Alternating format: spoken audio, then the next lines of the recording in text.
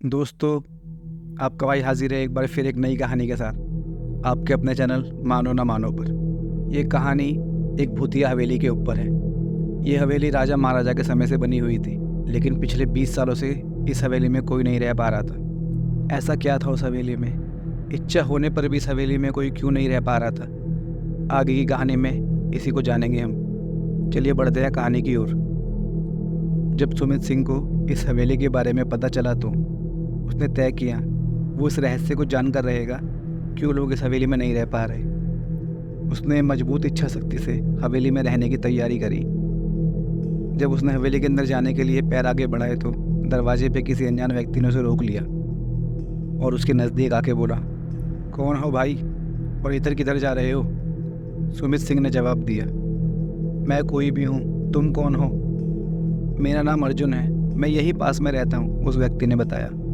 सुमित ने कहा, बहुत अच्छा, मैंने सुना है ये भूतिया हवेली है, यहाँ कोई नहीं जा सकता, इसलिए मैं इस हवेली में एक दिन रुकने का फैसला करके आया हूँ। अर्जुन ने कहा, जी हाँ, आपने सही सुना है, ये एक भूतिया हवेली है और आप भी अंदर मत जाइए।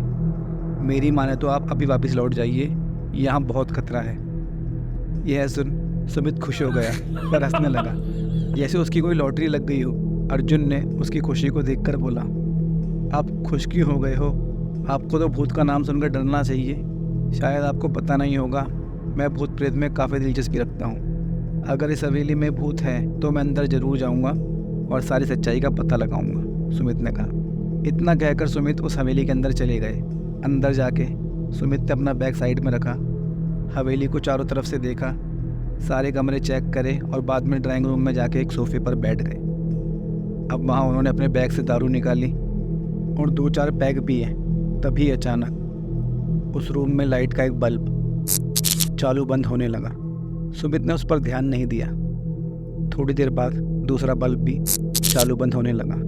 सुमित ने सोचा, पुरानी हवेली है, बल्ब खराब हो रहे होंगे। थोड़ी ही देर में पूरी हवेली के सारे बल्ब चालू बंद होने लगे और एक अजीब सा सन्नाटा सा छा गया। ये सब देखकर सुमित अपनी जगह पर खड़ा हो गया और थोड़ा चौकन्ना हो गया।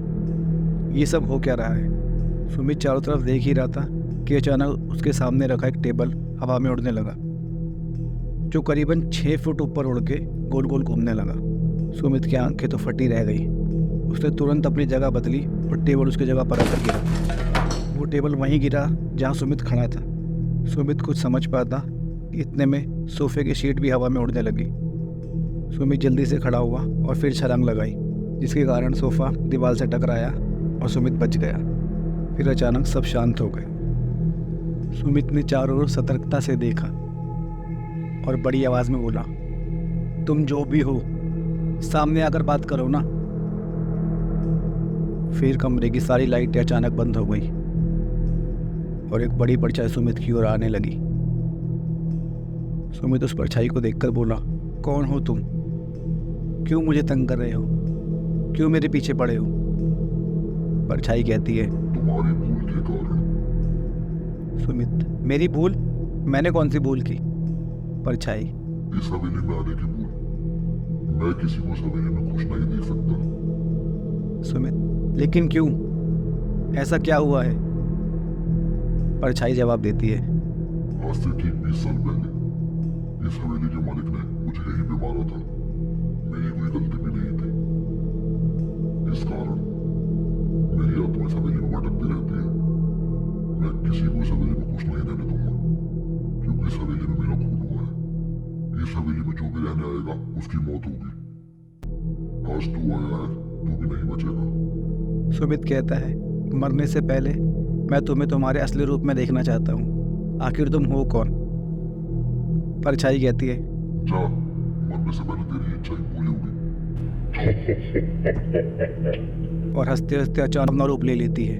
इसका चेहरा इतना भयानक था, सुमित एक क्षण के लिए तो बहुत बुरी तरह डर गया, लेकिन दूसरे ही क्षण उसने अपने आप पर काबू पाया और उसे बोला, जल्दी अपने असली रूप में आओ, मुझे तुम्हें देखना है।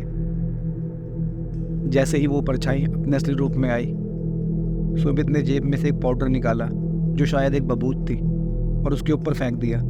पाउडर पड़ते ही मानो वो परछाई जलने लग गई। अगले दिन अर्जुन सुमित को सही सलामत हवेली से बाहर आते हुए देखता है। उसे बड़ी हैरानी होती है। वो दौड़कर सुमित के पास जाता और पूछता है, अरे तुम जिंदा कैसे हो भाई? इस हवेली से आज तक कोई जिंदा वापस नहीं आया। सुमित अर्जुन को कल रात की सारी घटना बताता है और कहता है, मुझे इस हवेली के राजा ने ही भेजा था उस भूत को यहाँ से हटाने के लिए। अब ये हवेली भूतिया नहीं रही। दोस्तों, अगर आपको ये कहानी पसंद आई तो उस कहानी को लाइक करें, चैनल को सब्सक्राइब करें और अपने दोस्तों के साथ शेयर करें। हमारी और कहानियाँ सुनने के लिए मानो ना मानो को फॉलो करें। मिलते हैं कल एक नई कहानी के साथ।